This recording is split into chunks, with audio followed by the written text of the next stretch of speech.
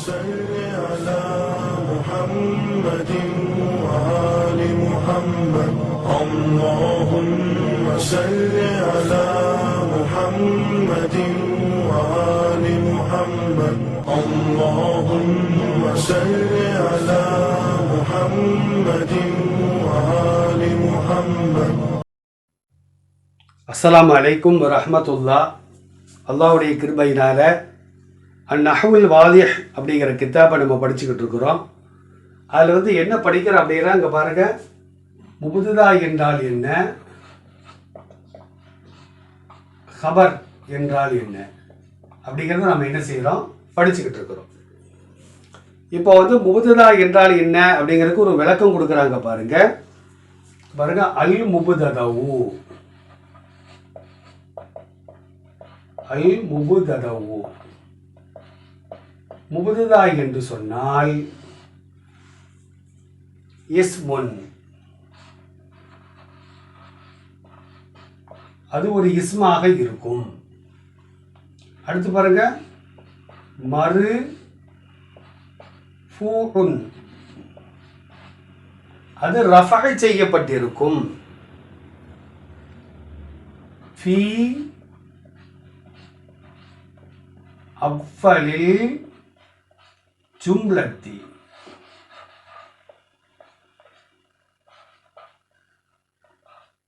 வாக்கியத்தின் ஆரம்பத்தில் வரும். முபுதா என்பது இஸ்மாக இருக்கும், ரஃபு செய்யப்பட்டிருக்கும், ஜும்லாவுடைய ஆரம்பத்தில் வரும். இப்போ உதாரணத்துக்கு பாருங்களேன், பாருங்க, அல் கலமும் அல் கலமும் ஜதீதுன். என்ன அர்த்தம்? பேனாவாகிறது புதியதாக இருக்கும், பேனாவாகிறது புதியதாக இருக்கும். இப்போ முபுததாவுக்கு சொல்ல, இது முபுதா, கலம்ங்கிறது முபுதா, ஜதீதுங்கிறது ஹபர். இப்போ முபுததாவுக்கு சொல்லப்பட்ட அந்த நிபந்தனைகள்லாம் இருக்கான்னு பார்ப்போமா? பாருங்க, கலம்ங்கிறது இஸ்மா இருக்குது, முபுதா என்பது ரஃபா செய்யப்பட்டிருக்குது. ஃபி அவ்வலில் ஜும்லா, இது ஒரு ஜும்லா இஸ்மியா, ஜும்லத்துன். ஏன்னா ரெண்டு இஸ்முகளை கொண்டு ஒரு ஜும்லா உருவானால் அதுக்கு பேர் ஜும்லா இஸ்மியான்னு சொல்லுவாங்க. அப்ப ஜும்லாவுடைய ஆரம்பத்தில் தான் அந்த முபுதா என்பது வரும். இதுதான் ஆரம்பம், ஜும்லாவுடைய ஆரம்பம். அப்ப இதுல முபுதாவிற்கு சொல்லப்பட்ட எல்லா விளக்கங்களும் இந்த முபுதாவில் இருக்கிறது, இந்த இஸ்மில இருக்கிறதுனால அதுக்கு பிறகு நாம என்ன சொல்றோம், முபுதா என்று சொல்லுகின்றோம். அப்ப முபுதா அப்படின்னா என்ன அர்த்தம்? இஸ்மாக இருக்க வேண்டும், ரஃபா செய்யப்பட்டிருக்க வேண்டும், ஜும்லாவுடைய ஆரம்பத்தில் வர வேண்டும். அதுக்கு பேர் தான் என்ன பேரு, முபுதான்னு என்ன செய்வாங்க, சொல்லுவாங்க. இப்ப அடுத்து ஹபர். ஹபர்னா என்ன? பாருங்க, அல் ஹபரு. அடுத்து பாருங்க, ஹபர். ஹபர் என்றால் என்ன? ஹபர் என்பதாகிறது அதுவும் இஸ்மாகத்தான் இருக்கும். சொல்றாங்க பாருங்க, அல் ஹபரு இஸ்முன், அதுவும் ரஃபா செய்யப்பட்டிருக்கும். மர்ஃபூஉன், ரஃபா செய்யப்பட்டிருக்கும். யகூனு, யகூனு மஅல் முபுததை, யகூனு மஅல் முபுததை ஜும்லத்தன் முஃபீதத்தன், ஜும்லத்தன் முஃபீதத்தன். என்ன சொல்றாங்க பாருங்க, ஹபர் என்பதாகிறது இஸ்முன், அது ஒரு இஸ்மாக இருக்கும். மர்ஃபூஉன், ரஃபா செய்யப்பட்டிருக்கும். யகூனு, அந்த ஹபர் ஆகிறது ஆகிவிடும். இந்த யக்கூனுடைய லமீர் இந்த ஹபரை பார்த்து மீட்டணும். அந்த ஹபர் ஆகிறது ஆகிவிடும். யாரோடு ஆகிவிடும்? மஅல் முபததை, முபததாவோடு ஆகிவிடும். அப்போ முபததாவுக்கு தான் ஹபர் வரும். ஹபர் வந்து தனியா வராது. ஜும்லத்தன் முஃபீதத்தன், அந்த ஹபருமோ ஜும்லா முஃபீதாவாக ஆகிவிடும். ஹபர் வந்தாதான் அந்த ஜும்லா வந்து முஃபீதாவாக இருக்கும். இப்போ உதாரணத்துக்கு பாருங்களேன், அல் கலமும், அதே உதாரணம் போடுது, அல் கலமும் ஜதீதுன் அப்படின்னு சொல்றேன். என்ன அர்த்தம்? பேனாவாகிறது புதியதாக இருக்கும். இது கலம் என்பது முபததா, ஜதீது என்பது ஹபர். ஜதீது என்பதா என்னது? இப்போ ஹபர்.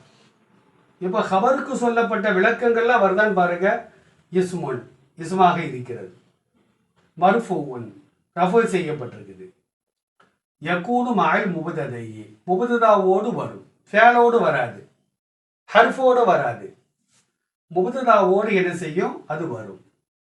இது வந்தாதான் அந்த ஜும்லா வந்து முஃபீதாவாக, பயனுள்ள ஜும்லாவாக ஆகும். இந்த ஹபர் வரலன்னு வச்சுக்கிடுவோம். அல் கலமு அப்படின்னு மட்டும் சொன்னா பேனா என்னப்பா ஆச்சுன்னு ஒரு கேள்வி வரும். ஒரு கேள்வி வந்துட்டாலேயே அந்த வாக்கியம் பயனுள்ளதாக இருக்காது. கேள்வி வராத அளவுக்கு ஒரு ஜும்லா இருந்தால்தான் அந்த ஜும்லாவுக்கு வந்து ஜும்லா முஃபீதான் சொல்லுவோம். இப்ப பாருங்களேன், குலாமு ஜெய்தீன், குலாமு ஜெய்தீன்னா என்ன அர்த்தம்? ஜெய்துடைய அடிமை அப்படின்னு தான் அர்த்தம். இங்க கேள்வி வரும், ஜெய்துடைய அடிமை என்ன செய்தான்? கேள்வி வருதா? கேள்வி வந்தா அது ஜும்லா முஃபீதா கிடையாது, கைர முஃபீதான்னு சொல்லுவாங்க, பயனில்லாத ஜும்லா. அப்போ ஹபர் வந்தால்தான் அந்த ஜும்லா வந்து முஃபீதாவான ஜும்லாவாக, முஃபீதத் அப்படின்னா பயனுள்ளதுன்னு அர்த்தம், பயனுள்ள ஒரு வாக்கியமாக அது அமையும். இது பெயர் சொல் வாக்கியம். ஏன்னா ரெண்டு இஸ்மு வருதுல்ல, இஸ்முனாலே பெயர் சொல். அப்ப இரண்டு பெயர் சொற்களினால் உருவான ஒரு பயனுள்ள வாக்கியம் அப்படின்னு என்ன செய்வாங்க? சொல்வாங்க. அப்ப ஹபர் அப்படின்னாலேயே இஸ்மாக இருக்க வேண்டும், ரஃபு செய்யப்பட்டு இருக்க வேண்டும், முபததாவோடு வர வேண்டும். அந்த ஹபர் வந்தால்தான் அந்த ஜும்லா முஃபீதாவான ஜும்லாவாக, பயனுள்ள ஜும்லாவாக என்ன செய்யும்? ஆகும்.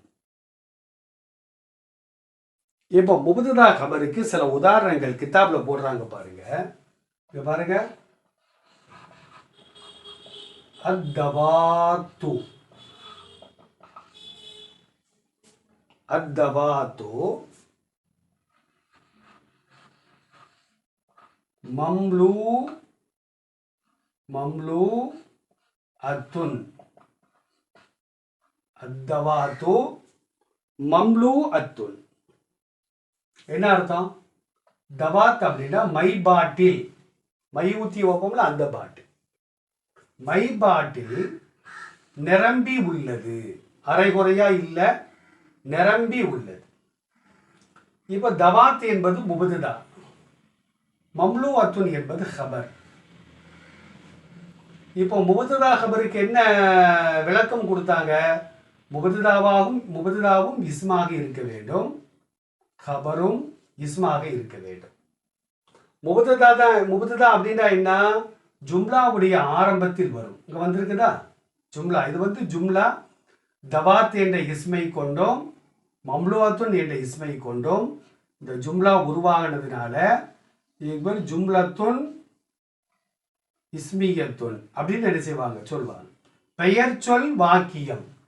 எப்படி சொல்லணும்? பெயர் சொல் வாக்கியம். இப்ப பாருங்க, முபததாவுக்கு சொல்லப்பட்ட எல்லா விளக்கங்களும் அதில் இருக்கிறது. இஸ்மாக இருக்கிறது, ரஃபு செய்யப்பட்டிருக்கிறது. அதே நேரத்தில் ஜும்லாவுடைய ஆரம்பத்தில் வந்துள்ளது. ஆரம்பம், ஆரம்பத்தில் வந்துள்ளது. அப்ப முபததாவுக்கு சொல்லப்பட்ட விளக்கங்கள் எல்லாம் தவாத் என்பதிலே இருக்கிறது. அடுத்து ஹபருக்கு என்ன விளக்கம் சொன்னாங்க? இஸ்மாக இருக்க வேண்டும், ரஃபு செய்யப்பட்டு இருக்க வேண்டும், முபுததாவுடன் வர வேண்டும். வந்திருக்குதா? முபுததாவுக்கு பின்னால் வந்திருக்குது.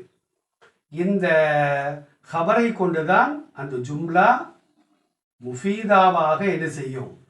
ஆகும் அப்படின்றாங்க. இந்த மம்லுவாத்துன்னு சொன்னாதான் தவாத்துடைய அர்த்தம் பரிபூர்ணமாகிறது. இப்போ மம்லுவாத்துன்னு சொல்லலை அப்படின்னா மை பாட்டில் என்ன ஆனது அப்படின்னு ஒரு கேள்வி வரும். ரெண்டாவது ஒரு விளக்கம் பாருங்க. தவாத் என்பது ஒருமை, மம்லுவாத்தன் என்பதும் ஒருமை. தவாத் என்பது பெண்பால் வருது இல்ல. எனவே தான் அங்கே மம்லுன்னு சொல்லாம மம்லு அத்துன் அப்படின்னு நாம என்ன செய்கிறோம்? சொல்லுகிறோம். இதை நாம என்ன செய்யணும்? கவனத்தில் வைத்துக் கொள்ள வேண்டும். அடுத்த உதாரணம் பாருங்க. அல் மிஸாஹு.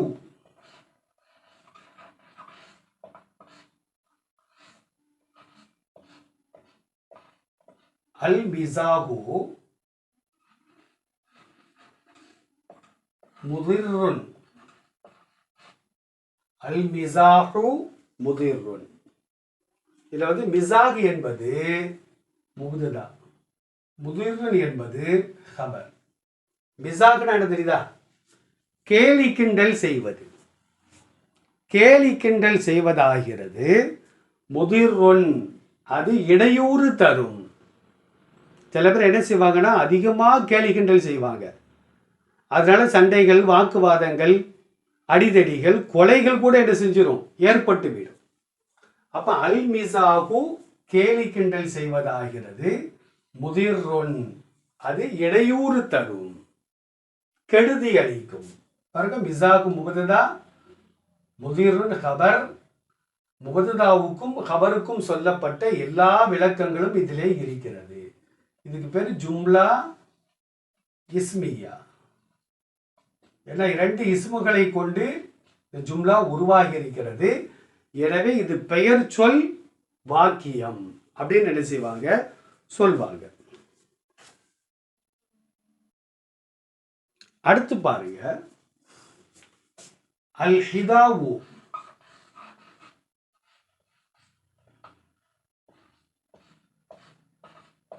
அல் ஹிதாவு ஜதீதுன்.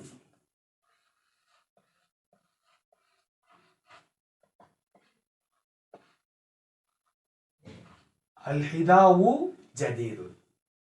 ஹிதானா என்ன அர்த்தம்? செருப்பு, சப்பல், காலணி. முபுதா. ஜதீதுனா புதியது. இது ஹபர். அப்ப அல் ஹிதாவு சப்பல் என்பது செருப்பாகிறது. ஜதீதுன் அது புதியதாக இருக்கும். அல் ஹிதாவு இஸ்முன் மர்ஃபூஉன் ஃபி அவ்வலில் ஜும்லா. விலகி இருக்கும். ஜும்லாவுடைய ஆரம்பத்தில் வரக்கூடிய ரஃபு செய்யப்பட்ட இஸ்மு. ஜதீத் என்பது ஹபர். ஏன் ஹபருங்கிறோம்? இஸ்முன் மர்ஃபூஉன் யகூனு மஅல் முபததஇ ஜும்லத்தன் முஃபீதத்தன். அது ஜும்லா முஃபீதாவாக, இதை கொண்டுதான் இந்த ஜும்லா முஃபீதாவான ஜும்லாவாக மாறுகிறது. ரெண்டு இஸ்மை கண்டு ஜும்லா இஸ்மியா உருவாகி இருக்கிறது. இதை பாருங்க, இது ஆண்பால், இது ஆண்பால். ஒருமை, இதுவும் ஒருமை. எல்லா விளக்கங்களும் அங்க என்ன செய்து இருக்கிறது. அப்ப அல் ஹிதாவு முபததா, ஜதீதுல் ஹபர். அடுத்த உதாரணம் பாருங்க, அல் ஹதீகத்து.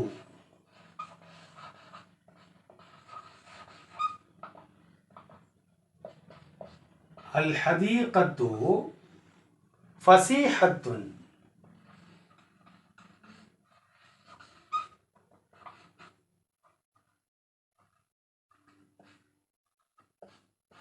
ஃபஸீஹத்துன். அல் ஹதீகத்து ஃபஸீஹத்துன். ஹதீகத்துனா தெரியுதா? தோட்டம். தோட்டம் விசாலமானது. தோட்டம் விசாலமானது. தோட்டம் செய்தி ஆரம்பிக்குது, ஜும்லாவுடைய ஆரம்பத்தில் வந்திருக்குது, ரஃபு செய்யப்பட்ட இஸ்மா இருக்குது. எனவே அது முபததா. ஃபசீகத்துன் முபததாவுக்கு பின்னால வந்திருக்குது, ரஃபு செய்யப்பட்ட இஸ்மா இருக்குது. இது வந்ததுனால தான் இந்த ஜும்லா முஃபீதாவாக ஆகுது. எனவே அது ஹபர். ஹதீகத்து பெண்பாலா இருக்கு, தாவை கொண்டுள்ள பெண்பால். எனவே ஃபசீகத்துன் பெண்பால். ஹதீகத்து ஒருமையா இருக்குது, இதுவும் என்ன செய்து ஒருமையாக இருக்கிறது. அப்ப அல் ஹதீகத்து முபததா, ஃபசீகத்துன் என்னது ஹபர். இப்படியாக முபததாவுக்கும் ஹபருக்கும் விளக்கம் கொடுக்குறாங்க. நம்ம தெளிவாக பார்க்கணும். எது முபததா எது ஹபர் நமக்கு தெரிஞ்சாதான் அந்த ஜும்லாவுக்கு நம்ம முழுமையான பொருளை கொடுக்க முடியும். எனவே கவனமாக பார்க்கணும். அல்லாஹ் நல்ல விளக்கத்தை தருவானாக. அஸ்ஸலாமு அலைக்கும் வரஹ்மத்துல்லாஹ். اللهم صل على محمد وآل محمد. اللهم صل على محمد وآل محمد. اللهم صل على محمد